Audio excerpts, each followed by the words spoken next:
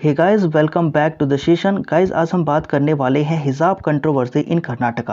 यानी कि कर्नाटका राज्य में जो हिजाब कंट्रोवर्सी हुई थी उसके ऊपर आज हम बेसिकली रिपोर्ट राइटिंग करने वाले हैं, जो कि सीएपीएफ एग्जाम के लिए बिल्कुल रेलिवेंट टॉपिक है। तो बिना देर किए हम अपने टॉपिक को करते हैं शुरू। तो गाइस, प्लीज़ वीडियो को आप पूरा वॉच ज़रूर कीजिएगा और उसके बाद कमेंट बॉक्स में अपना फीडबैक और नेक्स्ट टॉपिक ज़रूर कमेंट करके बताइएगा।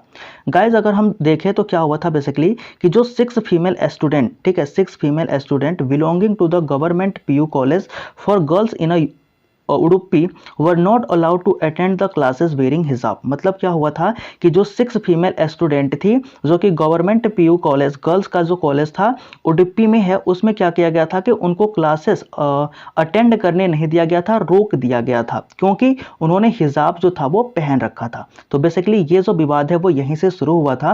The student protest 31 December 2020 and 21 claiming the challenge was not allowing them to attend classes past 15 days। अब क्या हुआ था कि ये जो 6 गर्ल्स थे उन्होंने क्या किया था कि ये जो बेसिकली गर्ल थे उन्होंने 31 दिसंबर 2021 से जो है वो प्रोटेस्ट करना स्टार्ट कर दिया और ये क्लेम किया कि उन्हें 15 दिनों से, पिछले 15 दिनों से क्या नहीं किया जा रहा है, क्लासेस अटेंड करने नहीं दिया जा रहा है, रोका जा रहा है। ठीक है।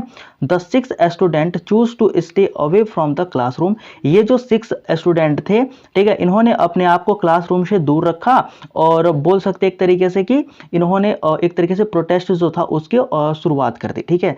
They filed writ petition in the Karnataka high court and also approach the national human right commission. इन्होंने क्या किया बेसिकली, इन्होंने जो है वो रिट पिटीशन जो है वो कर्नाटका हाई कोर्ट में डाल दी थी और नेशनल ह्यूमन राइट कमीशन की तरफ भी अप्रोच किया था कि इन्हें जो है वो बेसिकली एक तरीके से हम बोले तो इनको क्लासेस नहीं करने दिया जा रहा है, क्लासेस करने से इन्हें रोका जा रहा था। ठीक है।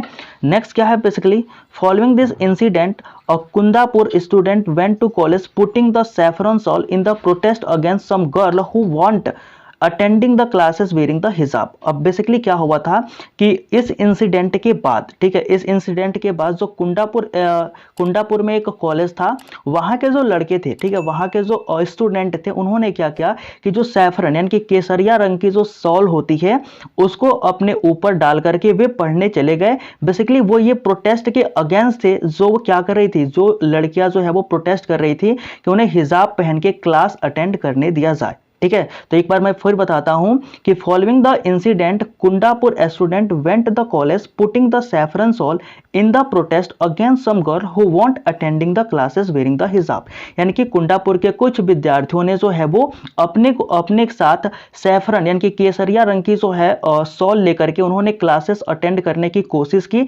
बेसिकली वो क्या कर रहे थे, वो प्रोटेस्ट कर रहे थे कि वो उस प्रोटेस्ट का विरोध कर रहे थे जो कि लड़कियां प्रोटेस्ट कर रही थी कि उन्हें हिजाब पहन के जो है वो क्लास में बोल सकते हो कि एंट्री दी जाए, उन्हें क्लास अटेंड करने की परमिशन जो है वो दी जाए। The road took a new turn in a Chikanglora when a student of IDSG government first grade college arrived wearing blue shawl. They chanted Jai Bhim slogan and the raise of the voice in the support of Muslim girl। क्या हुआ basically, क्या हुआ था कि अब ये जो कुंडापुर के स्टूडेंट थे, ठीक है, कुंडापुर के जो स्टूडेंट थे उन्होंने सैफरन रंग की शॉल जो है वो पहन करके इस प्रोटेस्ट का विरोध किया था, इसके प्रोटेस्ट का बोल सकते हो प्रोटेस्ट के अगेंस्ट थे।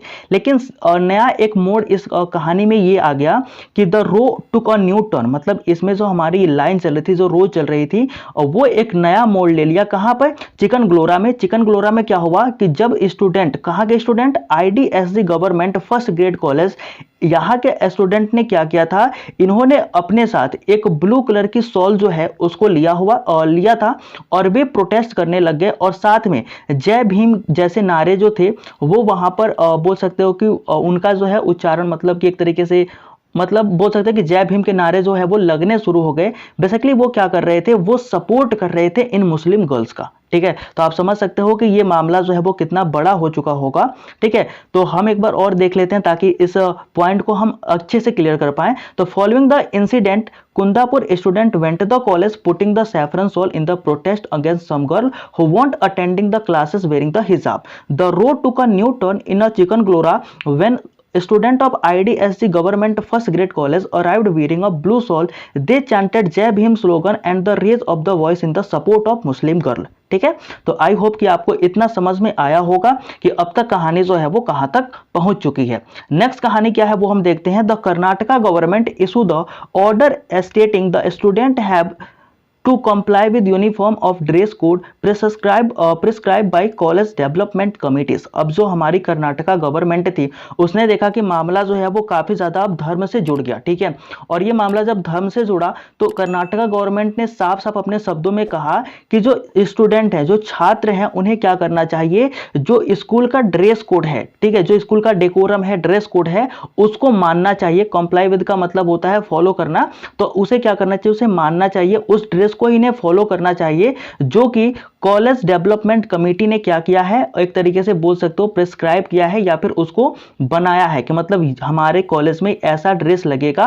तो इस ड्रेस को लेकर के, ठीक है, इस ड्रेस को लेकर के सभी जो छात्र हैं उनको कंप्लाई विद, यानी कि उन्हें उस रूल का क्या करना चाहिए, फॉलो करना चाहिए। ऐसा कर्नाटका गवर्नमेंट ने जो है वो कहा था। Primary and secondary education minister mister BC Nagesh, अब जो क्या थे, जो हमारे प्राइमरी और सेकेंडरी एजुकेशन मिनिस्टर होते हैं, जो अभी भी है, उनका नाम क्या है, मिस्टर BC नगेश।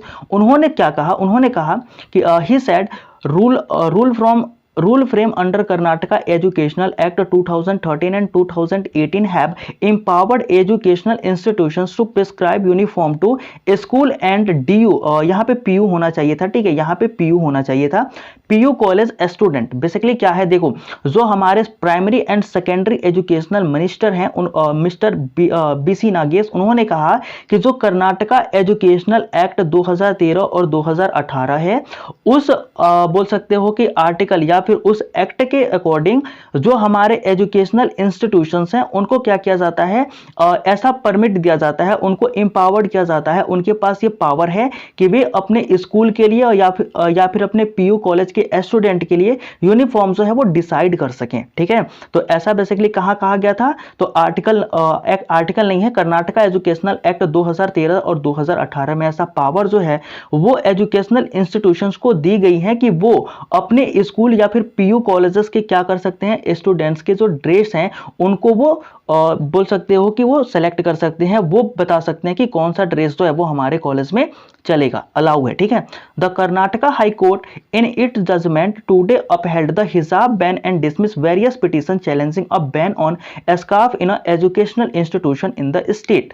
अब बेसिकली क्या है कि जो हमारी कर्नाटका गवर्नमेंट थी, हमने फर्स्ट स्लाइड में ही देखा था कि जो बेसिकली 6 गर्ल्स हुआ करती थी जिन्हें क्लास अटेंड करने से रोका गया था, उन्होंने क्या किया था कि कर्नाटका हाई कोर्ट में जाकर के पिटीशन दायर की थी और साथ ही साथ वे कहां पहुंच गई थी, नेशनल ह्यूमन राइट कमीशन के पास वे पहुंच गई थी। तो बेसिकली जो कर्नाटका गवर्नमेंट ने अपना जजमेंट सुनाया, फैसला सुनाया, तो उसने क्या कहा, कर्नाटका गवर्नमेंट ने नहीं, कर्नाटका हाई कोर्ट ने जब अपना जजमेंट सुनाया तो उसने कहा कि जो हिजाब है, ठीक है, जो हिजाब है या फिर जो स्कार्फ लगा करके जो भी गर्ल्स हैं वो क्या करना चाहती हैं, क्लासेस अटेंड करना चाहती हैं, सरकार इस हिजाब को पूरे तरीके से बैन करता है।